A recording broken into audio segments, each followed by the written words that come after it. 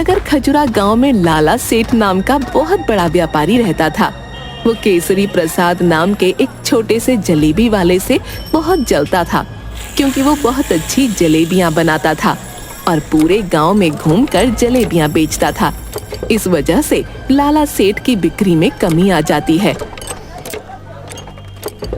ये केसरी प्रसाद पूरे गांव में घूम घूम कर जलेबियां बढ़ता फिरता है और यहाँ मेरी दुकान पर ग्राहक कम हो जाते हैं। इसे तो मजा चखाना ही पड़ेगा। प्रसाद सुनो, अगर तुमने यह जलेबियों का धंधा बंद नहीं किया तो तुम सोच भी नहीं पाओगे कि मैं तुम्हारे साथ क्या कर सकता हूँ। केसरी प्रसाद, तुम अपना यह जलेबियों का धंधा छोड़कर कुछ और काम शुरू कर दो। देखो सेठ, मैं अपना धंधा नहीं छोड़ सकता। मैं जलेबियां बेचकर ही अपनी बेटी का फीस भरता हूँ और अपना घर चलाता हूँ। मैं अगर यही धंधा छोड़ दूंगा तो मैं क्या करूंगा फिर? अगर तुम्हें मेरे धंधे से कोई दिक्कत है तो तुम ही अपनी मिठाई का धंधा बंद करके कोई और धंधा शुरू कर लो। इस बात पर केसरी प्रसाद लाला सेठ और भी ज्यादा चिढ़ जाता है और वहाँ से चला जाता है। इस केसरी प्रसाद को अब मजा चखाना ही पड़ेगा। कुछ दिनों बाद, पिताजी, हमारे स्कूल में कल एनुअल फंक्शन है और सबका खाना भी वहीं पर होगा। अच्छा ठीक है मेरी राजकुमारी।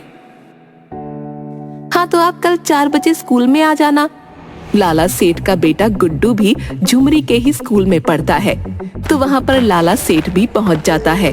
उसके आदमियों को कहलवा कर वो झुमरी के खाने में कुछ मिला देता है।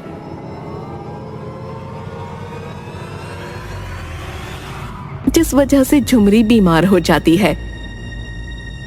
रात को झुमरी, पिताजी, मेरे पेट में बहुत जोरों का दर्द हो रहा है, और फिर वो उल्टी कर देती है। अरे बेटा, क्या हुआ? चल तुझे अभी डॉक्टर साहब के पास लेकर चलता हूँ। फिर केसरी प्रसाद झुमरी को अस्पताल लेकर जाता है। डॉक्टर साहब, इसे पेट में बहुत दर्द हो रहा है और इसे उल्टी भी हो रही है। इसके खाने में कुछ ऐसा आ गया है जिस वजह से इसके पेट में दर्द हो रहा है।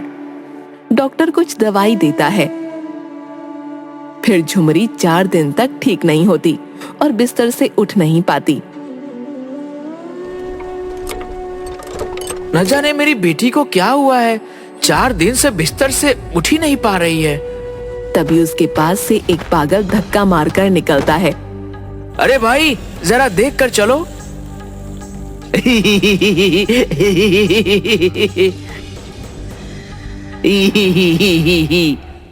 तुम्हें खाना है तो खा लो। पर इसमें दवाई मिली है ना? क्या? अरे नहीं नहीं भाई, इसमें कोई दवाई नहीं मिली है, खा लो। ये मैंने खुद अपने हाथों से बनाई है। अरे नहीं, वह है ना, वो मोटा सेठ, उसने इसमें दवाई मिलाई थी। तभी वहाँ झुमरी आ जाती है।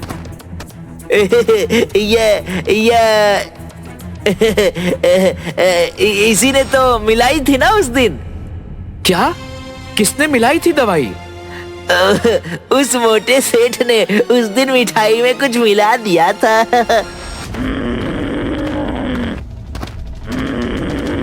लाला सेठ, लाला सेठ, अपने घर से बाहर निकल। अरे क्या हुआ केसरी प्रसाद? कोई दूसरा धंधा करने के लिए पैसे मांगने आए हो क्या? चलो देर से ही सही, पर तुम्हें अकल तो आई। और फिर केसरी प्रसाद लाला सेठ को एक थप्पड़ मारता है। दोनों में कड़ी हाथापाई होती है। फिर हाथापाई में लाला सेठ केसरी प्रसाद के पेट में छुरा घोंप देता है और केसरी प्रसाद की जान चली जाती है। गांव के सभी लोग ये होता हुआ देखते हैं, पर कोई भी लाला सेठ के खिलाफ गवाही नहीं देता। झुमरी अनाथ हो जाती है। उठो बाबा, मुझे कंधे पर बिठाओ ना बाबा, उठो, अब मैं क्या करूंगी आपके बिना। वो बहुत रोती है, पर उसके पास कोई नहीं होता। वो बैठी हुई उसके बाबा की कही हुई बातों के बारे में सोच रही थी कि कैसे उसके बाबा उसे प्यार से अपने कंधे पर बैठाकर मेला घुमाने ले जाते थे और जलेबियां खिलाते थे। ये सब बैठकर वो सोचती रहती है। फिर झुमरी बड़ी हो जाती है और झुमरी एक दिन कुएं से पानी भरने जा रही होती है। तभी लाला सेठ की नजर उस पर पड़ती है। वो उसे गलत नजरों से देखता है। झुमरी के पास उसे हाथ लगाने के लिए बढ़ता है। तभी झुमरी उसके सिर पर पानी का घड़ा फोड़ देती है। वहाँ खड़ी सभी औरतें ये देखकर हंसने लगती हैं। अरे वाह रे झुमरी, अच्छा हुआ, इसे तो ऐसे ही मारना चाहिए। फिर सभी औरतें मिलकर उसे मारने लगती हैं। इसे तो ऐसे ही मार पड़नी चाहिए।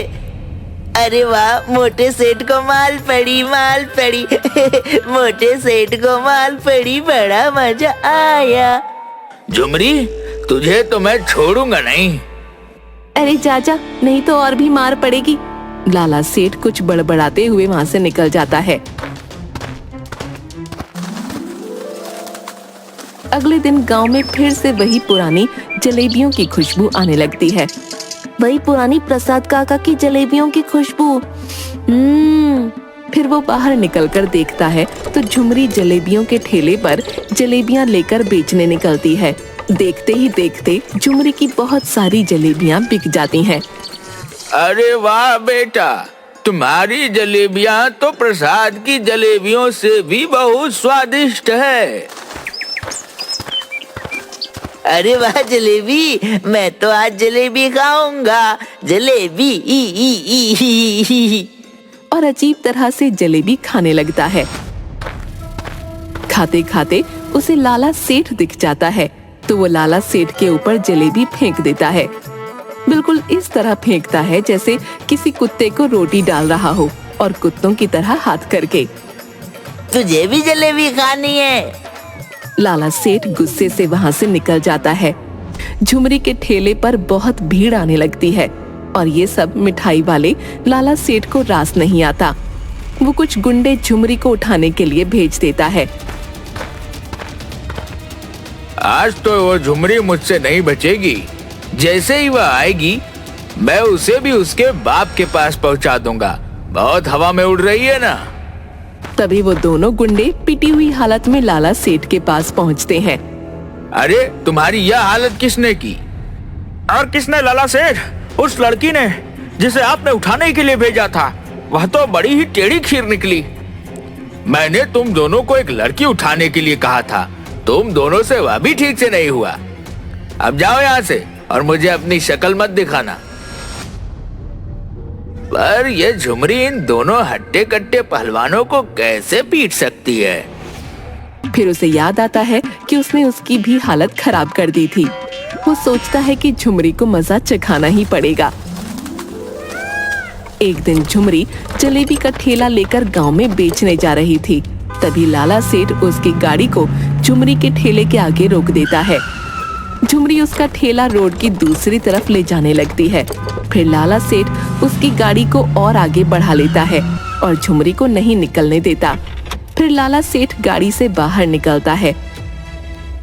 ए झुमरी, देख, तेरी मेरे सामने कोई औकात नहीं है। तू चुपचाप अपनी जलेबियों की दुकान, अरे नहीं, अपने जलेबियों का ठेला लेकर यहाँ से दफा हो जाओ और अपने ठेले को बंद कर दे। नहीं तो मैं इस ठेले को और तुझे कहीं का नहीं छोड़ूंगा। झुमरी आगे आती है और लाला सेठ की गाड़ी का कांच फोड़ देती है।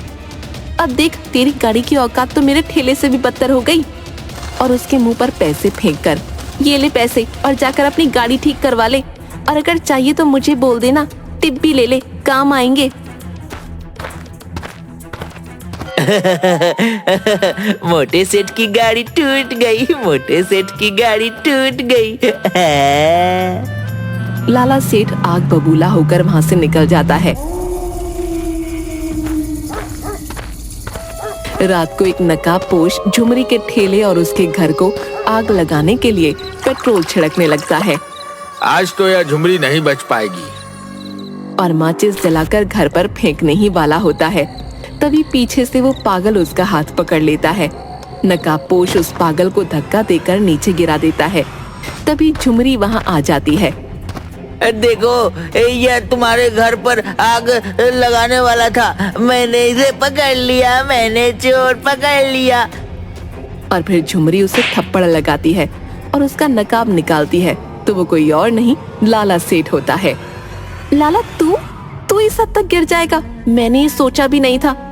जो किसी की जान ले सकता है वो कुछ भी कर सकता है। ए झुमरी, तुझे क्या लगता है मैं तुझे ऐसे ही छोड़ दूंगा? तुझे तो मैं तेरे बाबा के पास पहुंचा कर ही रहूंगा। उसे भी मैंने बहुत धमकियां दी थी, पर वह सीधी तरह नहीं माना। फिर मैंने उसका पत्ता काट दिया, पर अब तूने भी मेरी नाक में दम कर दिया है। मैं तुझे भी नहीं छोड़ूंगा। और ये पागल, आज तो यह भी मेरे हाथों से मरेगा। और फिर लाला सेठ चाकू निकालकर झुमरी को मारने के लिए आगे बढ़ता है। तभी वो पागल सीधा खड़ा हो जाता है और लाला सेठ का हाथ पकड़ लेता है और चाकू नीचे फेंक देता है। लाला सेठ को वो एक थप्पड़ मारकर नीचे गिरा देता है।